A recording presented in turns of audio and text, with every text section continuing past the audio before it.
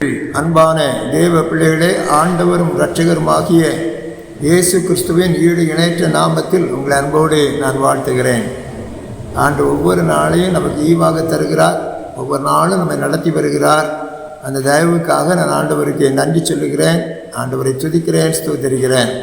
கர்த்தர் கொடுத்திருக்கிற ஜீவனுக்காக, சுகத்துக்காக, பலத்திற்காக ஆண்டவருக்கு நன்றி சொல்லுகிறேன். இந்த நாளிலும் கூட தேவன் தாமே நம்முடைய கிருபைகளினால கர்த்தர் நம்மை நிரப்பி நம்மை நடத்துவாராக. ஆமேன். இந்த நாளிலும் கூட ஒரு காரியத்தை நம்ம சிந்திக்க இருக்கிறோம்.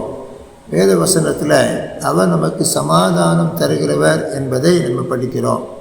சங்கீதத்தின் புஸ்தகம் 29வது சங்கீதம் 11வது வசனத்தை நாம் வாசிப்போமையானால் வாசிங்க. கர்த்தர் தமது ஜனத்திற்கு பலன் கொடுப்பார். கர்த்தர் தமது ஜனத்திற்கு சமாதானம் அருளி அவர்களை ஆசீர்வதிப்பார். கர்த்தர் தமது ஜனத்திற்கு சமாதானம் அருளி அவர்களை ஆசீர்வதிப்பார். ஆண்டவர் சமாதானத்தை வாக்கு பண்ணுகிறார். அது யோவான் எழுதின சுவிசேஷம் 14வது அதிகாரம் 27வது வசனத்தில் ஆண்டவராகிய இயேசு கிறிஸ்து நம்முடைய பிள்ளைகளுக்கு சொன்ன ஒரு அருமையான வாக்கு தத்தத்தை பார்க்கிறோம். யோவான் எழுதின சுவிசேஷம் 14வது அதிகாரம் 27வது வசனம். சமாதானத்தை உங்களுக்கு வைத்து போகிறேன், என்னுடைய சமாதானத்தையே உங்களுக்கு கொடுக்கிறேன். உலகம் கொடுக்கிற பிரகாரம் நான் உங்களுக்கு கொடுக்கிறதில்லை. உங்கள் இருதயம் கலங்காமலும் பயப்படாமலும் இருப்பதாக. சொல்றாரு, உங்கள் இருதயம் கலங்க வேண்டிய அவசியம் இல்லை, பயப்பட வேண்டிய அவசியம் இல்லை. ஏன்னா நான் ஒரு சமாதானத்தை உங்களுக்கு தருகிறேன். அது உலகம் கொடுக்குற பிரகாரமான சமாதானம் இல்லை.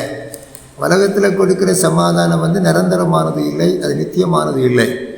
தேவன் கொடுக்கிற சமாதானம் ஒரு நிரந்தரமான நித்தியமான ஒரு சமாதானம். அவர் அந்த சமாதானத்தை உங்களுக்கு தருகிறேன் என்று வாக்கு பண்ணியிருக்கிறார். அந்த சமாதானத்தை நமக்காக அவர் தரவும் செய்திருக்கிறார். ஏன் அப்படின்னு கேட்டிங்கன்னா, நீங்களும் நானும் சமாதானத்தை பெற்றுக்கொள்வதற்கான தண்டனையை அவர் ஏற்றுக்கொண்டார். வாசிப்போமையானால் எபேசியருக்கு எழுதின நிருபம் 2வது அதிகாரத்தில் 14வது வசனத்தில் இப்படியாக வாசிக்கிறோம். இப்படியே அவரே நம்முடைய சமாதான காரணராகிய இரு திருத்தாரையம் ஒன்றாக்கி பகையாக நின்ற பிரிவினையாகிய நடிச்சுவரை தகர்த்து சட்ட திட்டங்களாகிய நியாய பிரமாணத்தை தம்முடைய மாம்சத்தினாலே ஒழித்து இரு திருத்தாரையும் தமக்குள்ளாக ஒரே புதிய மனுஷனாக சிருட்சித்து இப்படி சமாதானம் பண்ணி. ஆக நமக்காக ஒரு சமாதானத்தை அவர் உண்டு பண்ணினார். சமாதானத்தை உண்டு பண்ணக்கூடிய ஒரு ஆத்மனை அவர் மேலே வந்தது. அவர் அன்னைக்கு சிலுவையில் கடந்து போனதினால, சிலுவையில் நமக்காக மரித்ததினால அவர் நமக்கு ஒரு சமாதானத்தை கொடுத்தார் என்று சொல்லி பார்த்தோம்.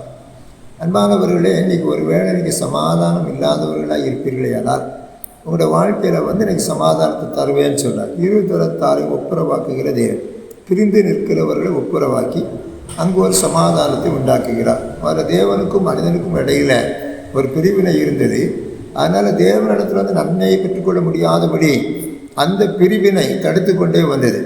இயேசு கிறிஸ்து அந்த பகையை கொண்டு நம்மை கிறிஸ்து பிதாவாகிய தேவனோடு ஒப்புரவாக்கி அந்த பகையை கொண்டு போட்டார். அதனால் நமக்கும் தேவனுக்கும் இடையில் ஒரு சமாதானம் உண்டானது. அது மாத்திரமல்ல, இன்னொரு பிரிவினை அங்கே இருந்துச்சு. தேவனுடைய பிள்ளை என்று அழைக்கப்பட்ட இஸ்ரவேல் ஜனங்களுக்கும் தேவனுடைய பிள்ளைகள் அல்லாது அழைக்கப்பட்ட புறஜாதியாருக்கும் இடையில் இருந்த அந்த பிரிவினையை கிறிஸ்து இயேசு சிலுவையில் தகர்த்து போட்டார். அவர்களை கிறிஸ்துவுக்குள்ள ஒரே சரீரமாக இணைத்து நீங்கள் கிறிஸ்துவுக்குள்ள ஒன்றாகி ஒரு ஒப்புரவாகுதலை தேவன் கொடுத்தார். அது இப்படியாக சமாதானத்தை உண்டு பண்ணி சமாதானத்தை கர்த்தர் அவர்களுக்குள்ள அழித்து அவர்களை நடத்தி வருகிறார். இன்றைக்கி நமக்கும் அப்படியே தேவன் சமாதானத்தை அருளி செய்கிற தேவனாகவே இருக்கிறார். ஒருவேளை பிரிவினைகள் இருந்தால் நீங்கள் அதை குறித்து ஒருவேளை சொல்வீங்க, பிரிவினைகள் தான் வரும்னு தானே ஆண்டவர் சொல்லி இருக்கிறார். நிறைய பேர் அப்படி சொல்லுகிறார்கள். நீங்கள் வாசித்தீங்கன்னா மத்தேயு எழுதின சுவிசேஷம் 10வது அதிகாரம் 35வது வசனத்தை பெரும்பாலும் அவர் குறிப்பிட்டு சொல்லுகிறதை பார்க்கலாம். வாசிக்க பார்க்கலாம். மத்தேயு 10வது அதிகாரம் 35வது வசனத்தை வாசிப்போம்.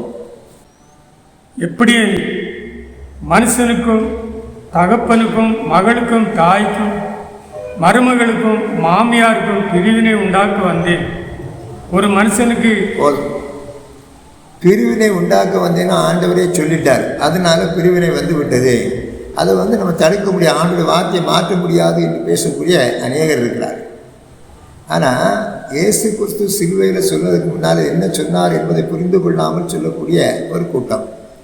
இது கடைசி வரை இது வருகிறது. எப்படி வருதுன்னு கேட்டிங்கன்னா, ஆவிக்குரியவர்களுக்கும் ஆவி இல்லாதவர்களுக்கும், தேவனுடைய பிள்ளைகளுக்கும் பிள்ளைகள் அல்லாதவர்களுக்கும், கிறிஸ்துவை சார்ந்து நிற்கிறவர்களுக்கும் சார்ந்து நிற்காதவர்களுக்கும் இடையில் உள்ள ஒரு பிரிவினை. இயேசு கிறிஸ்து வரும்போது ஒருவர் எடுத்துக்கொள்ளப்படுவார், ஒருவர் கைவிடப்படுவார். 2 பேரும் ஒன்று போல உட்கார்ந்து இயந்திரம் அரைச்சிக்கிட்டு இருப்பாங்க. அதில் ஒருவர் எடுத்துக்கொள்ளப்படுவார், ஒருவர் கைவிடப்படுவார். ஏன் அப்படின்னு கேட்டால், ஒருவர் தேவனுடைய பிள்ளையாகவும் மற்றொருவர் தேவனை ஏற்றுக்கொள்ளாத அவிசுவாசியாகவும் அவர் இருக்கிறார். அதனால் வரக்கூடிய விளைவு, ஒருவேளை மாமியார் விசுவாசியாக இருந்து மருமகள் அவிசுவாசியாக இருந்தால் அங்கே பிரிவினை வந்துவிடும். அதனால ஆண்டவர் சொன்னார், என்ன செய்யாதீங்க, விசுவாசி அவிசுவாசியோட என்ன செய்யாதீங்க, பிழைக்கப்படாதவர்கள் என்று சொன்னார். எதுக்காக சொன்னாலும் உங்கள் சமாதானத்தை நீங்கள் கெடுக்கக்கூடாது என்பதற்காக சொன்ன ஒரு காரியம்.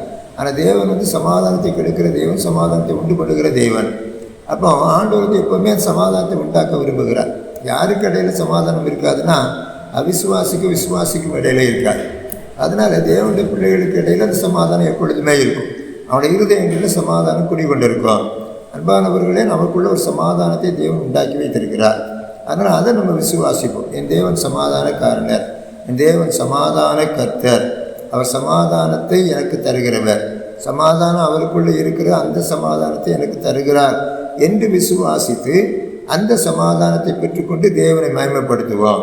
அதனால் நம்ம பிரிவினைகளை குறித்து யோசிக்கிறதை விட்டுட்டு, எங்கள் அப்பா ஒன்றாக இருப்பதற்கு, கிறிஸ்துவுக்குள்ள ஒரே சரீரமாக இருப்பதற்கு எங்களை தெரிந்து கொண்டார் என்று சொல்லி ஆண்டவரை மகிமைப்படுத்துவோம்.